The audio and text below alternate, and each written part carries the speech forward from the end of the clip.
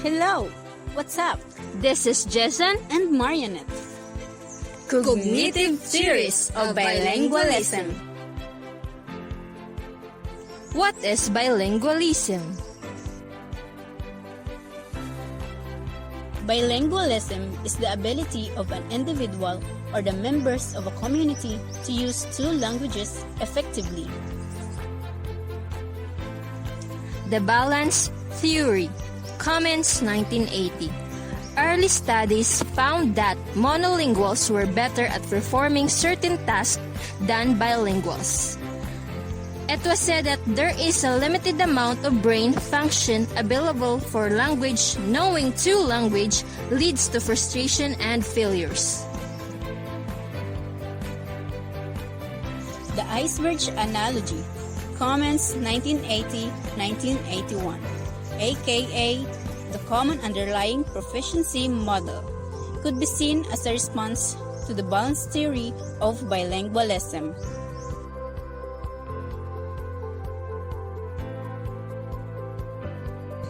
Main points. The human brain is capable of storing more than one language. Bilinguals have the ability to use two languages because there is one part of the brain that controls both. This central operating system is in charge of reading, writing, and listening. This system can obtain knowledge presented in either language and can use it if the learner has developed a high enough level in that language.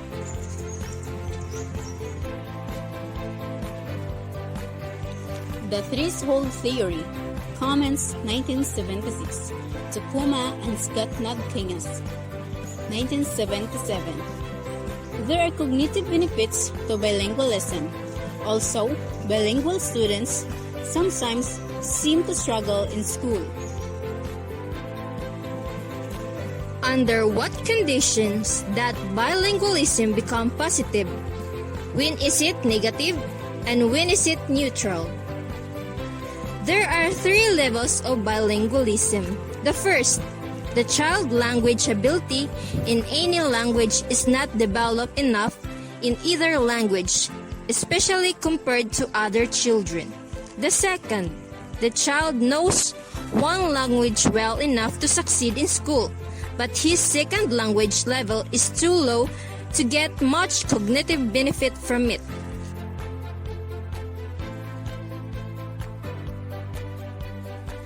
The top level is a child that has become good enough at both languages to succeed in school, balanced bilingual. He may then starting getting the advantage of bilingualism.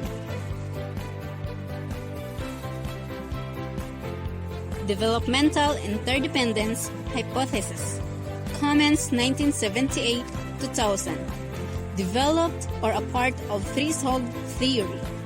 Second language ability depends on how competent one is in their first language.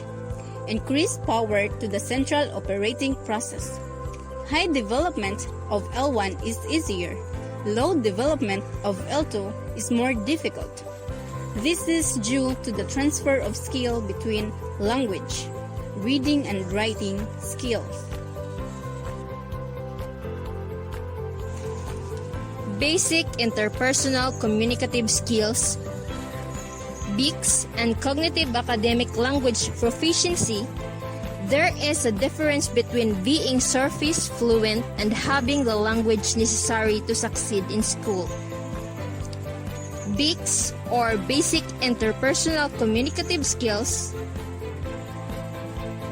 takes 3 to 5 years to develop. Hakota 2000. Cognitive academic language proficiency take 4 to 7 years to develop. Hakota 2000. Many children are assumed to be fluent based on their BICS. Example, classroom interaction. Without CALP, example, academic language, children can't adequately engage with the material or get as much benefit from it. Curriculum relevance of the threshold theory, BICS, and CALP, Central Operating System, must be developed through instruction, which should involve cognitively challenged with higher order thinking skills. Academics content, example, math terms. In language, through via linguistics, example, language conventions. And socio-culturally, socio-politically, example, status and power. This theory in curriculum, language is easier to process if it's in a context, and more difficult if there is a little context available to help process.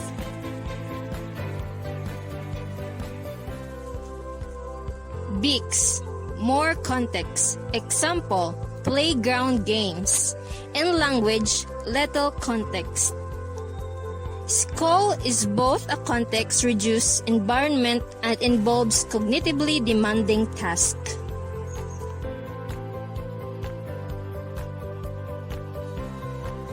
Bilingualism does not come at the expense of cognitive development, though unfortunately very prevalent in society.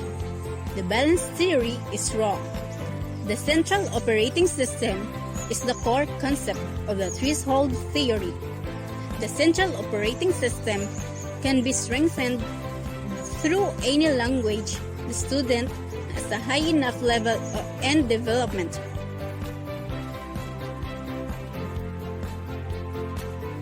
There are cognitive advantages of being bilingual, but the language level must be high enough to process cognitively demanding tasks presented in that language.